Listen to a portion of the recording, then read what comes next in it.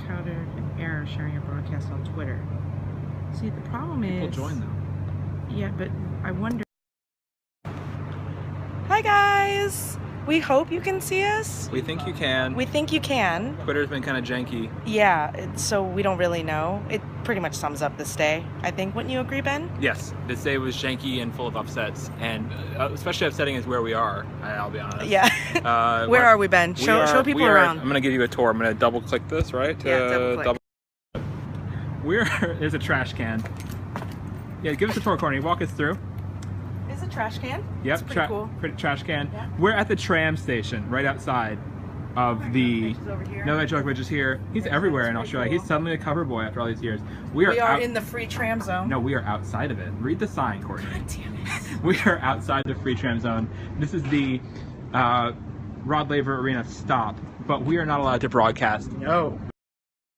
On Periscope from inside the grounds because that would be violating broadcast restrictions or something. As our dear friend Ubaldo says, Taliban. These are ridiculous. These are ridiculous rules. It's 1 a.m. and we had to walk outside of the grounds. We are both still working, trying to file our stories, but we wanted to make sure that we got this out to you guys. I love you guys too. We love you. Salute. But yeah, so we wanted to get this out to you, so we had to walk outside of the grounds literally 10 feet from the door to get this done, and apparently all this is now kosher. I now know what feeling like a smoker is like or something. I don't know. It's weird. Yeah, I don't know. It's weird. It's a bit confusing. So yeah, so we're here. And people coming to the trams. Yeah. So it's a good time. So day 2. Day 2 was fun, I guess. I mean, no, it wasn't. It was interesting. Was it? The Verdasco Nadal was crazy. Crazy. Ben, I don't follow tennis, but I love you on Twitter. Oh, thank That's you. weird. That's nice. Don't do that. No, it's not. Weird. You're allowed to like me. Thank you so much. Look at this face. Don't trust that face. No. No. Okay, so we recorded day 2 episode. It's not up yet. Yep. But we So talked that'll about be stuff up. on the show. The big stories were the 3 upsets of the top 8 seeds who went out. Sorry, there's a height difference here now. We're standing up. That's fine. It's okay. We're good.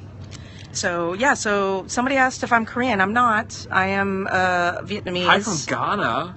Hey, Ghana? Cool. Ghana's pretty really cool. Hi, Ghana. Ghana's Hearts are very turning into rackets? Oh, really? they are. You're right. Yeah, there's Oh little my God, rockets look at popping up on that. the thing. That's pretty cool. That's dope. Okay, that may have redeemed the day. It's like, what time is it now? Like 1:10, 1:20? You guys know what time it is in the if you're morning. watching live. Yep. If we're about to get jumped on this tram line, you guys will see it behind us. Behind us. Be our rear view mirror. So let us know if you see anything happening. But yeah, another day in the books, another day of upsets. Halep, Rafa out. Pretty surprising. Which surprised you more?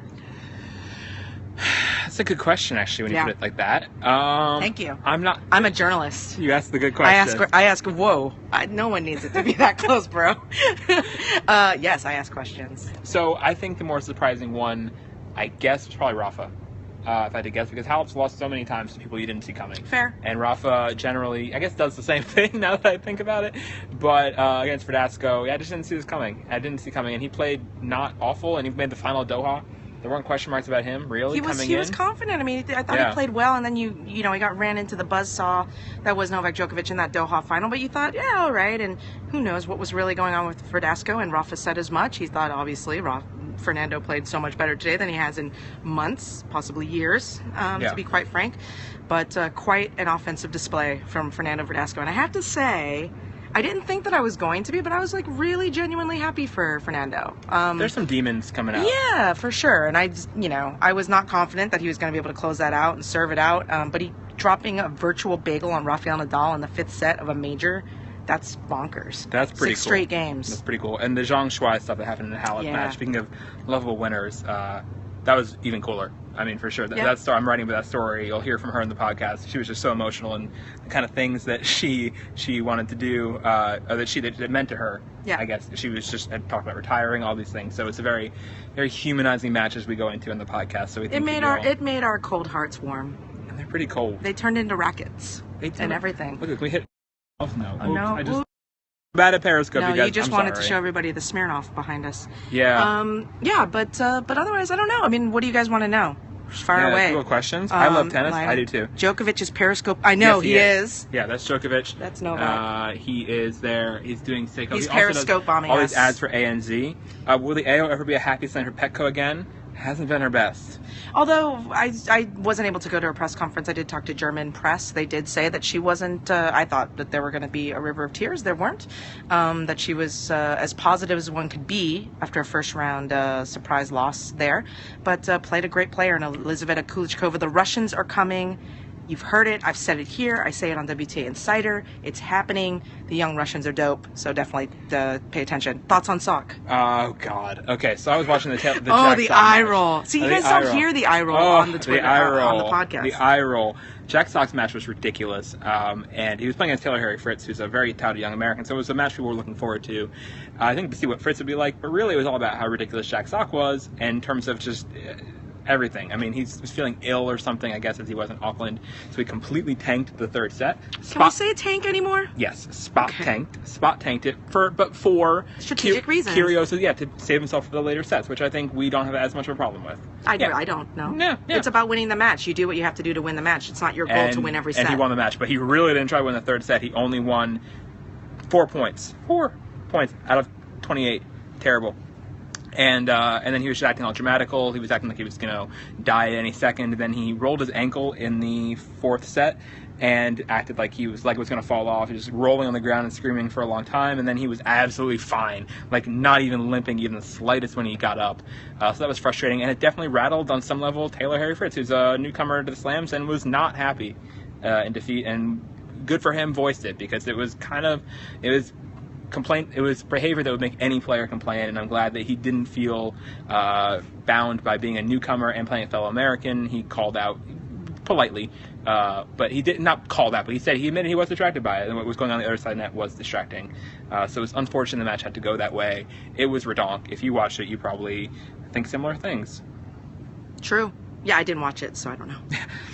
We're going here. Too fast. See? Okay, here's an interesting fact. When we do the Periscopes, when we do the podcasts, there are many, many times, and Ben can attest to this, where I have to tell him or motion to him, you need to slow down when you talk. I talk real fast. He talks a little bit fast. It is his thing. Rublev will play. He's not playing here. Rublev is not in this tournament. I saw that earlier. He would have been qualifying. I only noticed afterwards that he's not playing. Who's getting out of the Halep quarter? We got this question a couple times. That's a good question. It's pretty open now. I don't know. Cornet is your guess. But maybe Pliskova. Keith is in there. Yeah. What did you think Konta about is the player of the future, clearly. Yeah. He's just not totally dismissible. It's open. It's very, very open. Way open. Sure. Love this from Kenya. Love you too, Kenya. Cornet. Ivanovic is in the Halep quarter. I'm not picking her. I'm not entirely sure about Anna quite yet. Ben, Michael C. Hall to play you in your life story. I like that call. I've gotten that before. We look Who alike. else have you Dexter. gotten? They usually call him Dexter, though, not Michael C. Hall, which just means I'm a serial killer, which, okay. Well, this got really awkward, guys. So. Are we over Fogg's antics? I know I am. Was Flavia courtside? I actually didn't see Fanini at all today. I didn't watch Fabio at all. I don't know if Flavia was courtside. I would assume that she is. Russian, hello. Hello. She doesn't have anything to do, so why not come to Australia? Yeah, I think we would know if she was here, though. We probably would have heard if she was here. What do you think about Russia? Ben, what do you think about Russia? You were in Sochi. I was in Sochi. I've never been to Russia, so I don't know. Russia's cool. Good Eurovision country. Always try their best. Golbis ... Right? That was what hard. Was that? That was just trolling. Did we catch Shardy Golbis? I watched a fair amount of that. Yeah. I did watch a lot of it. I watched Golbis save, 6 or 7 match points. I watched him it was tough. He was serving from behind in that final 5th set against Shardy. Shardy was holding incredibly easily.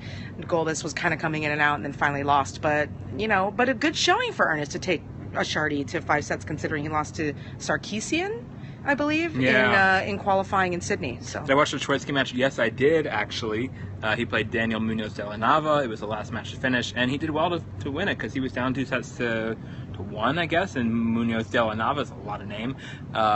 Was up breaking the final set. So good for Troitsky. Looked like he was going to have a bit of a Sydney slump being a champ there, and pretty good win for him in Sydney. Yeah, getting more. And also hello Darova, to our friends in Russian. Kazakhstan. Hello. Yeah. Hello. 2-0 down a break, I think. Yeah. Thoughts on Kerber's unnecessary thriller? That was a good match. It was. Kerber Doi. Poor Misaki Doi, just blowing these 3 setters, and I actually went into her press conference afterwards, and she was really, really, really bummed. I felt bad. Oh, Misaki. Misaki was sad. So that was a little rough, but I just really I like watching her play. I really do. If you were to ask me like for an underrated player that I love watching, I'd probably say Doi. Someone asked, are we Australian? No, but I can do a really good Australian accent. Yeah, Kangaroo, I guess. I think it's pretty great. Yeah, I've had a great time at the Australian Open. It's been a lot of fun. I've enjoyed every bit of it. It's been a whole heap of different things going on about the tournament, and just going to go over there for a bit and have a shrimp on the barbie. Whatever else they say, it'll be all right. And no worries, it'll be good. Should we stop? We should probably stop. cut him That's off. Probably the we should probably. stop. I'm Aussie, and that's horrible. It is. It was horrible. Thank you. Thoughts Thank on you. Venus? Sad. Not unexpected after the flat start in Auckland. Just flat. Disappointing that she didn't seem to really, at least yet, carry over the great end of 2015 to this year, which is what happens when you hang up your